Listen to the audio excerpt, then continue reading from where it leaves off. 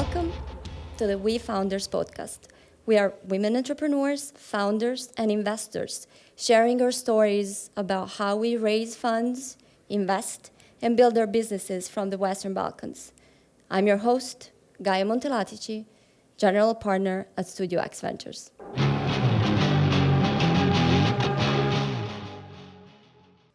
Nena, you've built an incredible career in the past 25 years. You've reached the highest ranks of leadership at IFRC. Now you're serving on boards for VC funds as Undersecretary General for the International Red Cross. And you're definitely one of the most successful people I know. So I am absolutely proud and honored that you're here with us, sharing your experience and your advice for all of us, because you have a lot of lessons to teach us. So let's just get right to it. And please start by telling us how actually do you yourself define your success and what you, in your view, see as the greatest peaks in your career and what that meant to you. Thank you very much, Gaia, and good afternoon to all of you who joined this podcast. And you're obviously too generous in terms of how you introduced me. I mean, I'm very proud, obviously, to come from the Western Balkans and to go abroad with actually not speaking even good English, and then to find myself 6 years later where I am.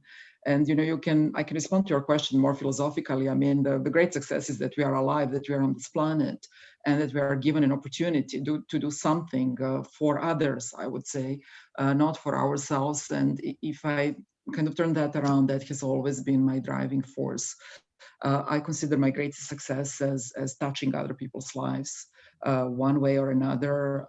And I was very privileged to work in developmental or now humanitarian organizations where that is the core of their mandate. So just by being in those organizations, I was able to touch quite a lot of lives. I believe that through my work, I created jobs in Africa. I helped women get more successful. I helped the planet get greener. I also helped many people internally to grow their careers. So all these lives that I touched, that's my biggest success. And of course, the journey to get there was also what I consider my great success.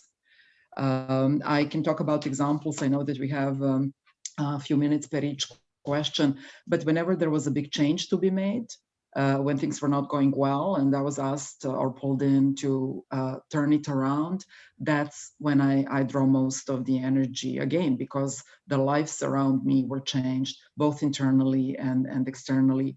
At one point, I was asked to run the Eastern Europe department out of Russia. Mm-hmm. And I was given this job at the worst of all times. I remember it was August 2008 when there was a war between Russia and Georgia. I was a manager, even relatively young manager, who was asked to be a director, to become a director in Russia. And we had to deal with the war. This was also the month when my father passed away. And I had to pull myself together and completely operate at a completely different level in completely new environment. And I was sent to practically close or shrink that region because it was felt that Russia was doing very well and that it didn't need more development. However, with the war and the financial crisis that happened that fall, we were able to grow the business and create more jobs and impact so many companies in Russia and the whole Eastern Europe region. So that's one of the stories of a turnaround where you kind of are pulled into it for one reason and you actually end up delivering something completely different, much bigger and much better. That's amazing. But when you talk about it now, you make it sound so seamless, and so easy. But in fact, I am sure there were a lot of difficult decisions to be made. How did that look like? What were some of the decisions that you actually had to face? I mean, it is difficult. And I think being prepared to accept that level of difficulty, especially when you change jobs, and especially for women, I think that is the key milestone, right? I never thought that moving at that time from Istanbul to Russia and moving one level up would be easy, but I also never thought that I would not be able to do it, right? So when you walk in, you have to deal with it, and you create obviously your support group.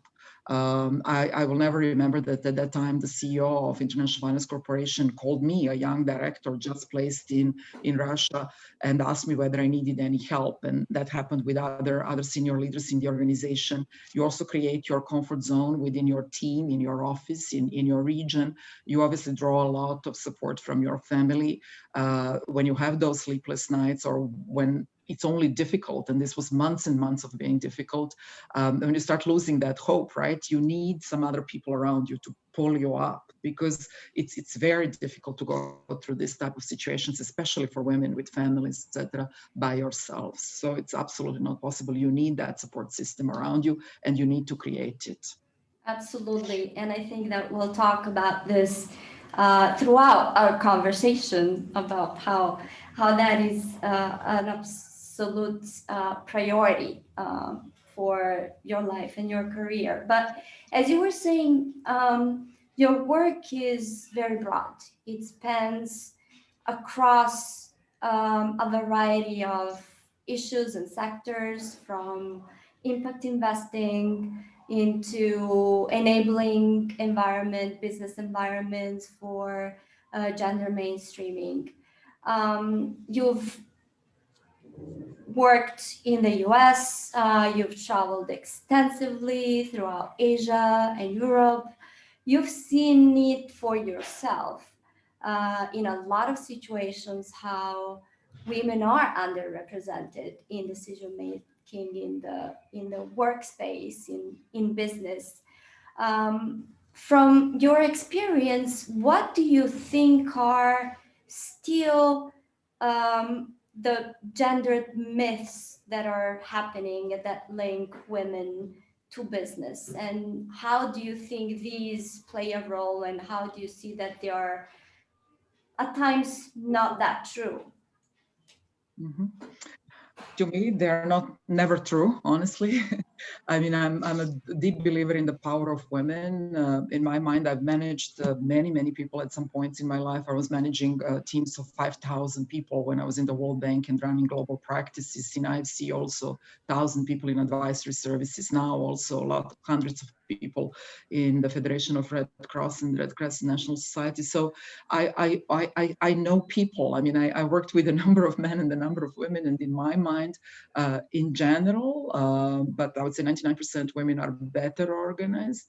They have better social intelligence. They are also more efficient, because most of them have to multitask, and they will spend less time in some empty networking, in long lunches, in long chats in the corridor, and they will basically try to get things done and then move on with their personal lives. And so I'm a great believer in women, and I have always employed women and have always supported women in my career, especially when I could, when I started getting this higher level leadership positions.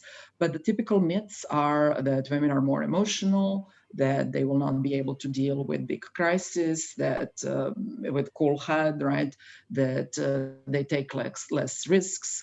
I personally don't believe in that. I myself have taken risks, both as I made decisions in my day-to-day job, but also as I moved through my jobs, and now recently even through the organization. So I absolutely don't believe in those stereotypes. But one thing that exists out there is that there is an unconscious bias by men when it gets to hiring women.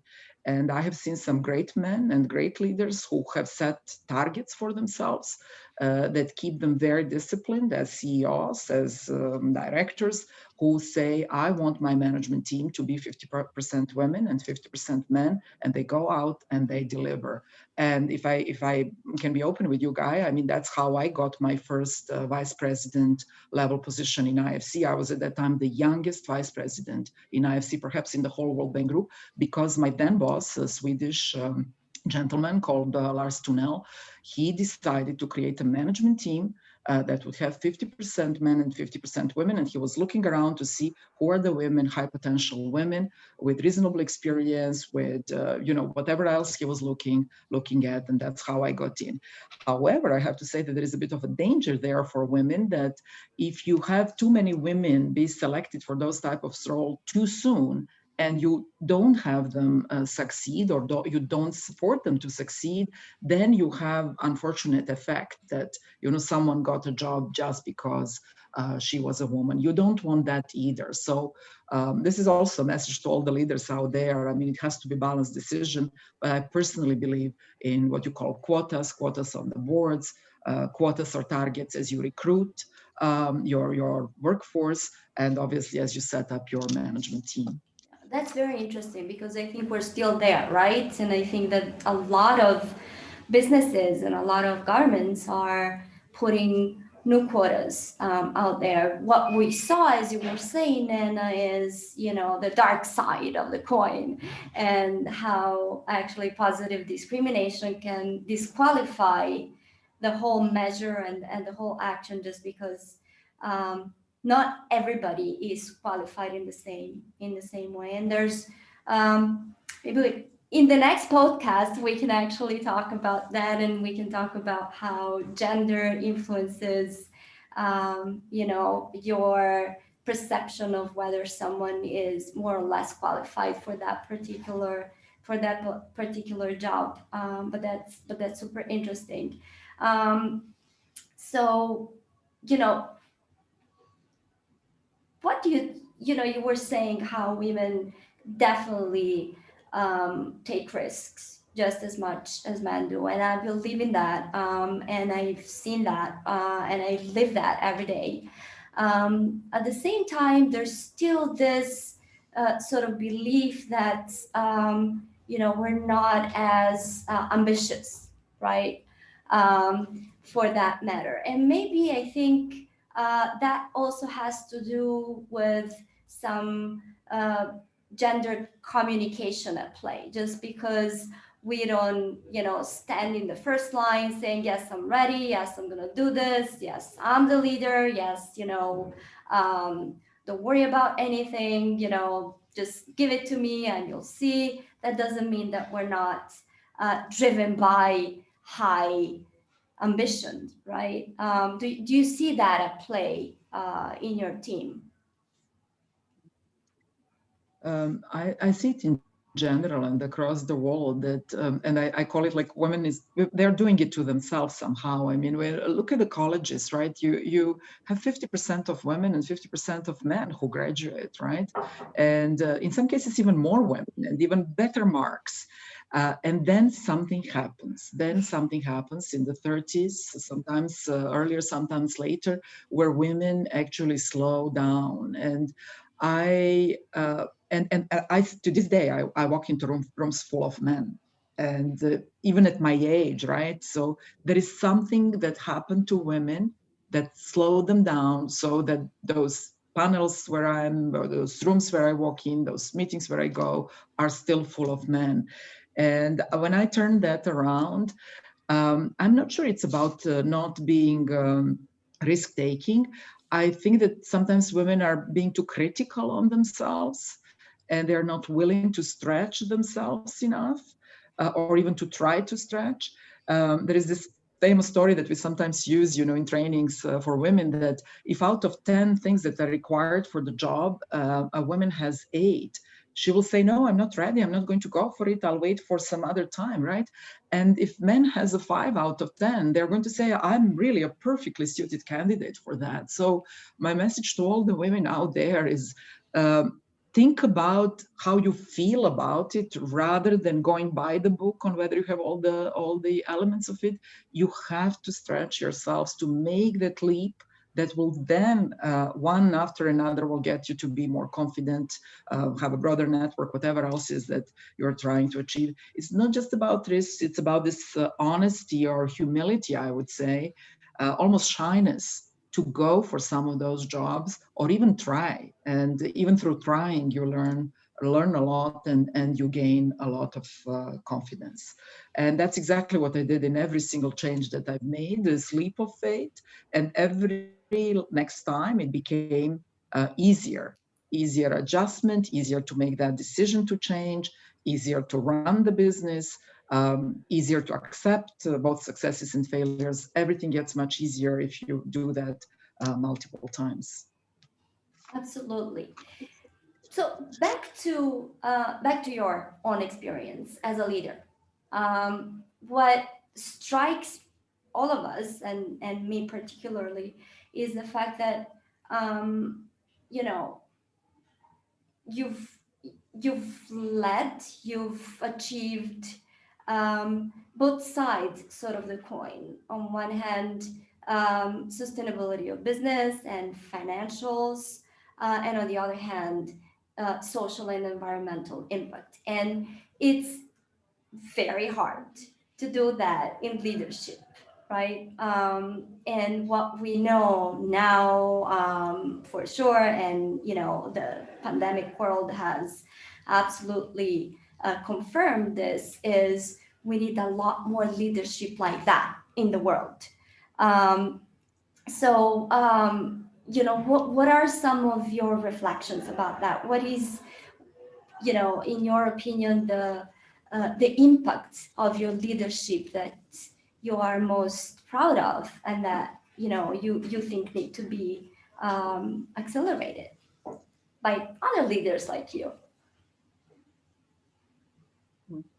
I think it's not easy for leaders nowadays, as you said, to work on these multiple elements. I mean, everybody wants a sustainable and profitable business, but it has to be greener.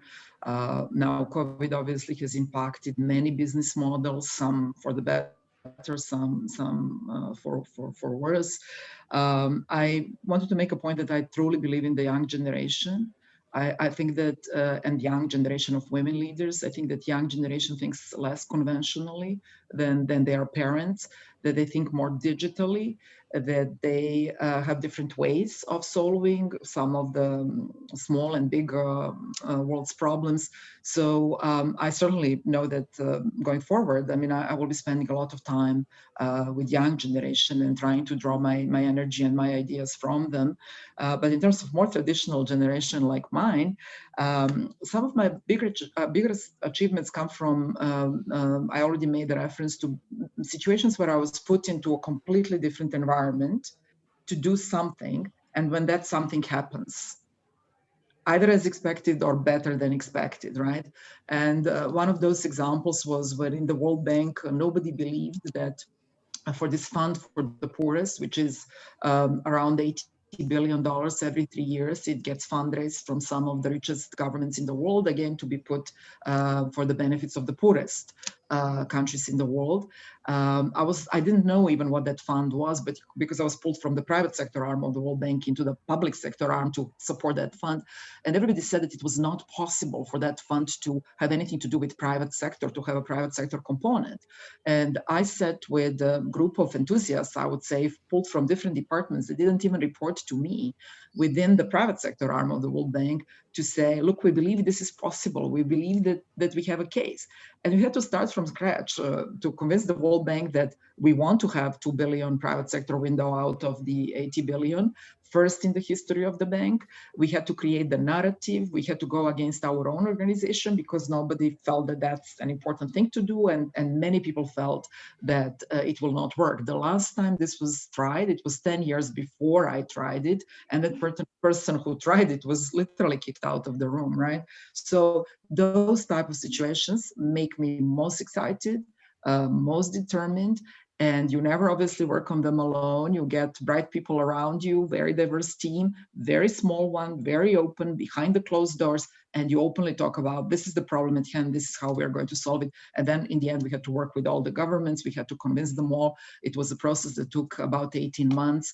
And guess what? In the first time of the history, IDA fund in the year 18, IDA 18 had $2 billion for private sector de-risking. So this is just one of several situations in my career where I was put to do something close to impossible. And then through some systematic work, I made it possible. And if I may, Gaia, I just want to share one lesson of experience for me, again, for all women out there.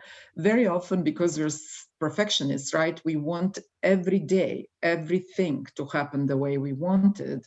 But my advice is that you have to look at a week, and at the end of the week, what worked well and what not. Many times months, in my cases sometimes years. When things are difficult, do not expect success and great days every day, but you want to be able to look backwards a year and to say, look at what we have done. So now I'm better controlled, when I have a bad day or I have a bad situation, because I look at things in a longer time spans than just a single day or a single week or a single month. And if you practice that long enough, it will not show. I mean, the stress and any type of crisis will not show anymore so vividly on your face or have an impact on your teams. So again, resilience. Resilience and patience. I wrote here one word, also endurance, right? I mean, success doesn't come easily, and it doesn't come without failure. So why have only successes? Patience, endurance, resilience, and belief, a positive energy that will never get you into a cynical or negative mode. That's essential to be successful. I think that there's another characteristic that you embodied, and that's actually recognizing good partners, good people to work with, and enabling them to actually contribute the way that they can do their best. And this is a lot of times overlooked because the leaders we are thought to think about are individuals, but in fact, together with them, there's an army of people who contribute to the whole success. So it is so right, because another thing again that was the feedback that was given to me is that I never focus on myself and my own success. I focus on the task. And if you focus on the task, then you work with your team. They don't work for you. You work with your peers. You work with your colleagues, even with your bosses, right? You work together to deliver something that's either unique or new or growth or different, whatever your area of expertise is. And learning again that, and you shine more, right, as a leader that works more horizontally than hierarchically. And it's never about you and your own success, right? It's about that something being accomplished together. Yeah, I think that that's actually a key, definitely a priority for all that. So going back to some of the gaps that we're talking about here, we still do see that there's lower levels of women into leadership, lower level of women into decision making.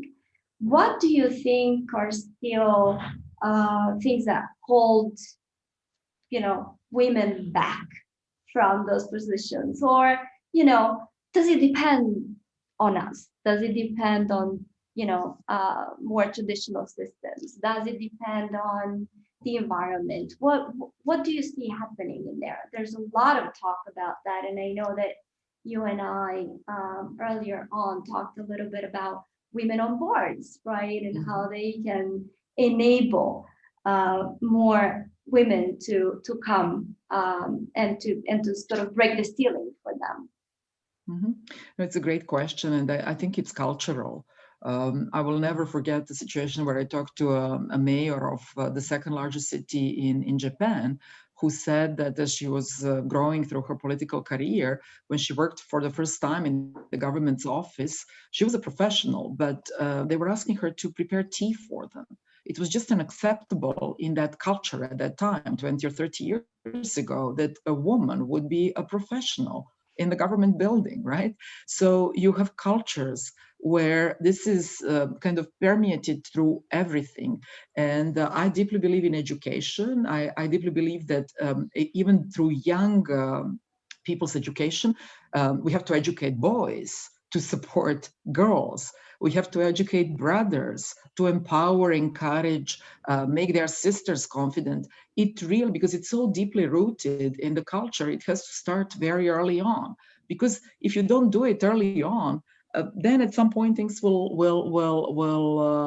not go well later on. And I already made a reference to graduated students. It's equal number, masters the same. So I think cultural change in communities is essential early on. This is the message to all the educators and all the families, of course. But then in the organizations, it definitely depends on the type of organization. I was lucky enough to work in organizations that were diverse, international, where diversity mattered and was valued. But you could easily assume that there are many organizations where that's not the case.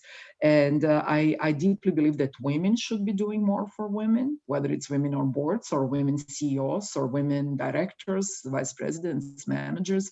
I don't see enough of that, unfortunately. And I also believe, and I've done it many times, especially in the International Finance Corporation, that networks of women should stick together. For example, what you are doing through this podcast is extremely important. Women have to be able to network together and to exchange their experiences, their success stories, their failures. And I was doing that. I was creating these high potential women networks.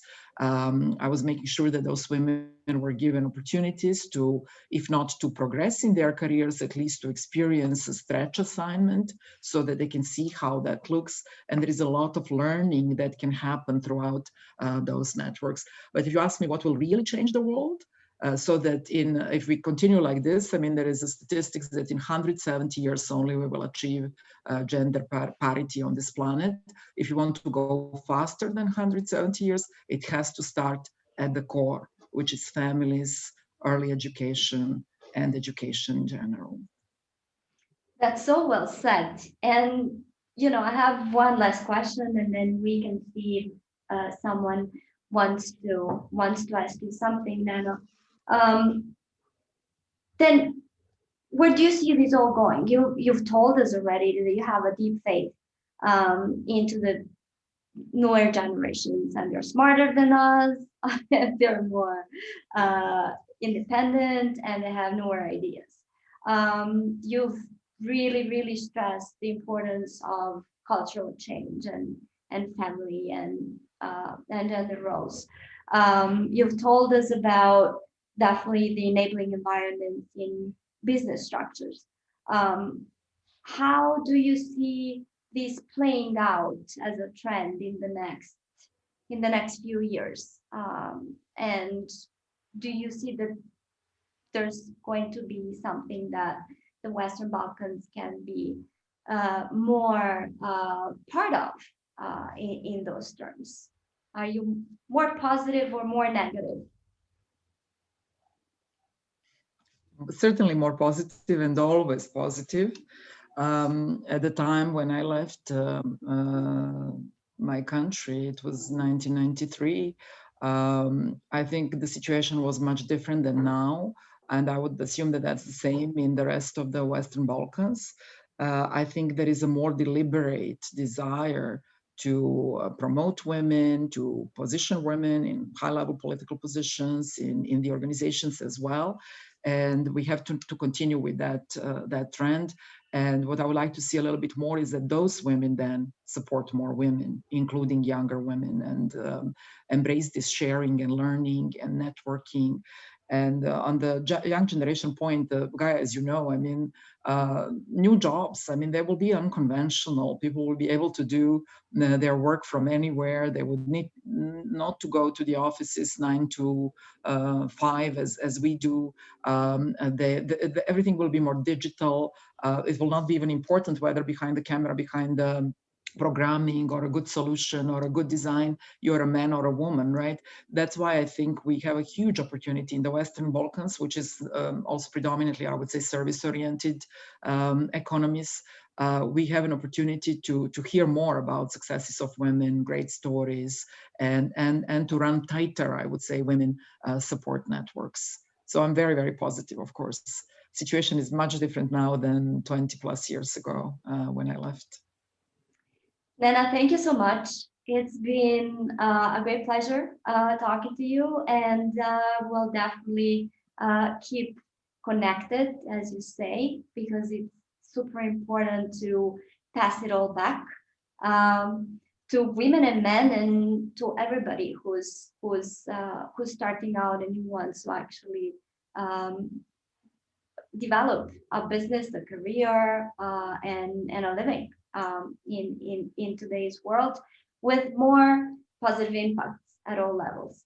So thank you so much again. And if we do not have any questions from the crowds, everybody joins us on our channels.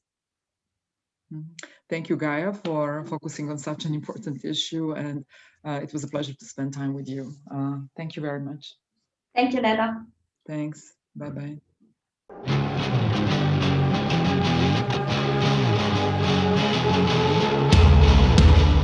Thank you for following our We Founders podcast. Subscribe to our YouTube channel, listen to our episodes on podcast.rs and Sounder, and check our websites for updates on wefounders.net.